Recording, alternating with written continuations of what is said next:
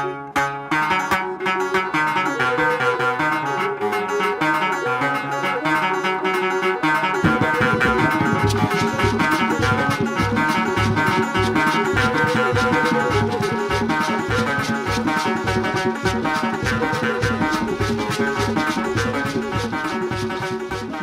everyone, I'm Daniel, a trainer at St. Jude Family Projects. Today we are going to look at our biofertilizer facility at St. Jude Family Projects. I will start by explaining or giving a slight insight about what biofertilizers are. Over the years, organic agriculture has been characterized by the use of organic fertilizers in its day-to-day running. But slowly, many farmers have realized that organic agricultural fertilizers lack when it comes to microbial activity or when it comes to microbial-organisms in the soil. They have them, but they are very, very much limited in number. So biofertilizers came in handy or came in as a solution to address the lack of microbial-organisms in the organic agricultural fertilizers that were being used. Things like compost manure were really very good. They had their time. But over the years, people realized, or farmers started realizing, that the soil was not well balanced when it came to microbiodata. Numbers were not really that matching.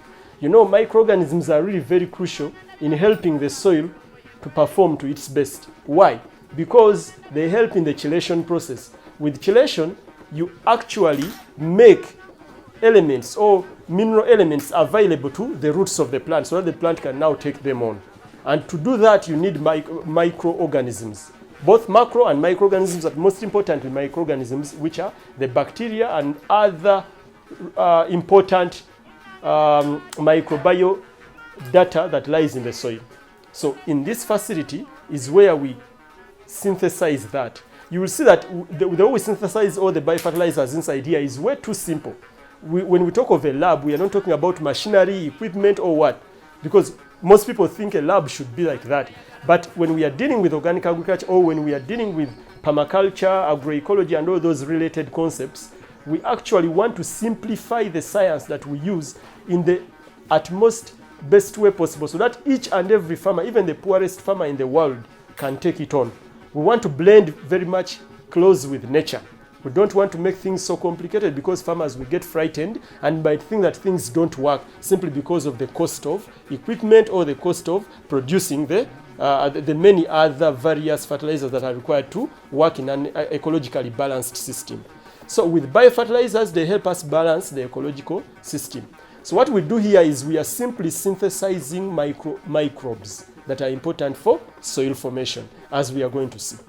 In these three tanks, we have different types of biofertilizers that are being synthesized. For example, the very first one here, we have extraction of nitrogen that is being done inside it, and we are extracting nitrogen from animal blood. Abattoirs, people collect blood from abattoirs, and that blood is very rich in nitrogen. The hemoglobin is way too much prominent, and we need to extract that hemoglobin by using many different enzymes. The very first enzyme is papain from pawpaws, which we actually put inside here so that it can help us break down the hemoglobin. Then bromelain from pineapples, raw pineapples, is also added, and also ethanol. And in the long run, we have nitrogen extracted after 21 days. The next one, we have humic acid.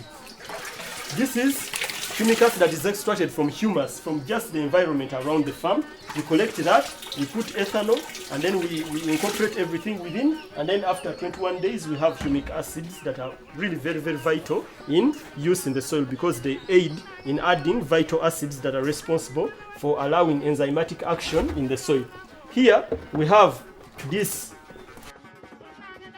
This is actually, we are extracting microbes that are really very much important. So native microorganisms are extracted here. Any biofertilizer lab should have this. Now this is the old one. We have the new one that is still locked up inside there. We do that in phases, and when the old one gets expired, we use it now as a source of humus in the soil, which is really very vital to allowing soil fertility to prevail. So we are now going on to the next one, which is Perma.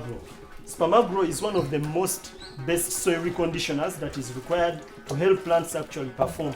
It carries a number of lactic acid bacteria and a number of Escherichia coli and Salmonella typhi because of the components in which it is made.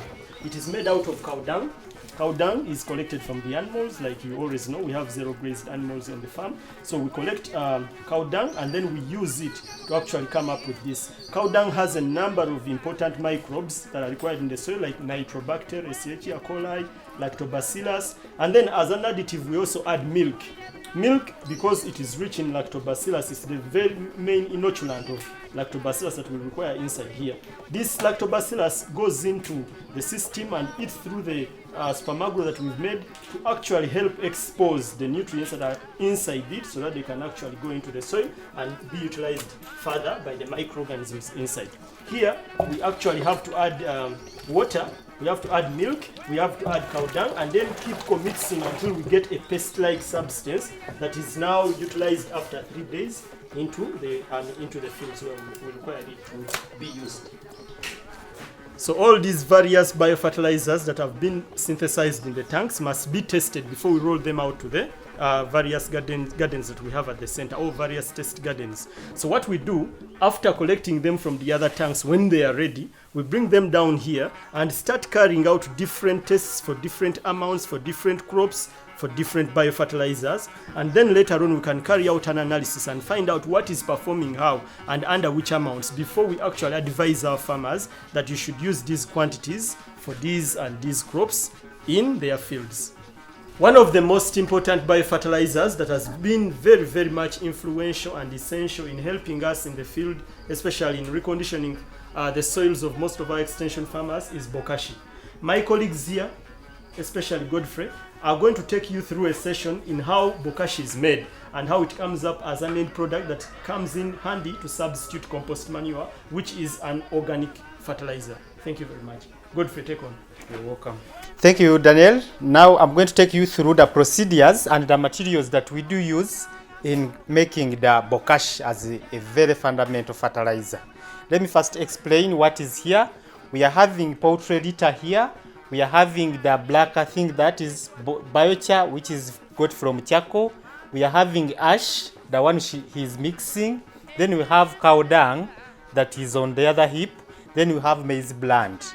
We are having the DHL. These are microbes that we do use to stimulate the performance of the Bokashi. Then we are having sugar, which is the sugars that we have, and they are the ones that we keep mixing in so that these microbes, as they are growing within the procedure, they are getting what to eat as sugar and they get energy to produce the real fertilizer that we get. So how do we perform it? Now we are going into the real practice of mixing the Bokashi as it is done in the practical part. Now we have started with ash, as laying it a layer like this. Then we put maize bland on it, and then we get the sugars. We wet it like this. After putting the sugars, we shall add biochar on it, as if we are making a profile. And after this, we shall have cow dung. We shall have cow dung mixed up on it. Then after, I'll get yeast, and then I put on it. When you put, again, you make sure that you wet it, but not too much. It should be 50% wet. And after this, I'm getting the poultry litter here, and then I mix it on it. Then I continue the process of ash. Then I bring the biochar again, mixing it on it. Then I wet it with the sugars.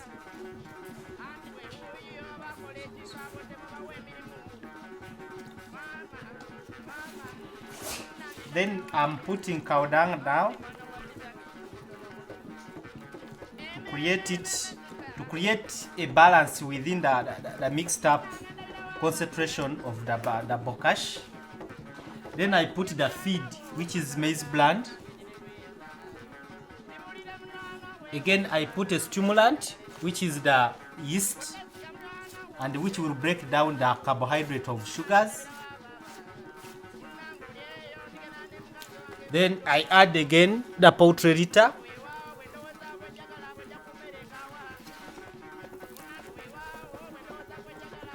Now the process is going to continue up to the time that I finish up all this which is around here. After this, we shall keep turning this. We shall keep turning it like this. After the whole process of consuming all what you see here. So we keep turning it like this.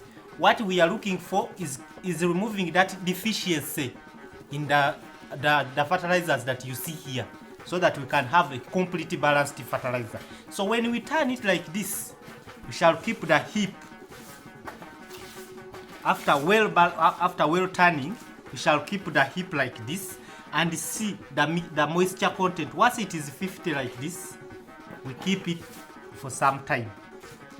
Now, if you've done it in the morning, you turn it in the evening.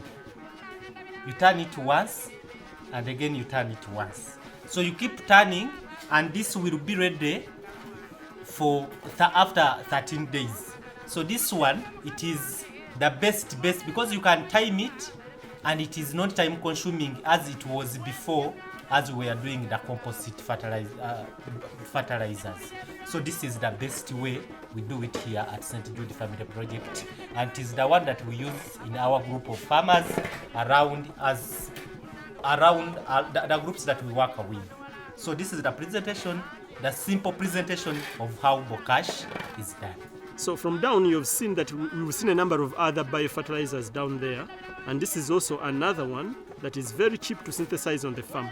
Vermicompost juice, vermicompost biofertilizer, I mean the solid part, can easily be done on a farm by any farmer, and it can help also recondition the soil easily because they are easy to feed.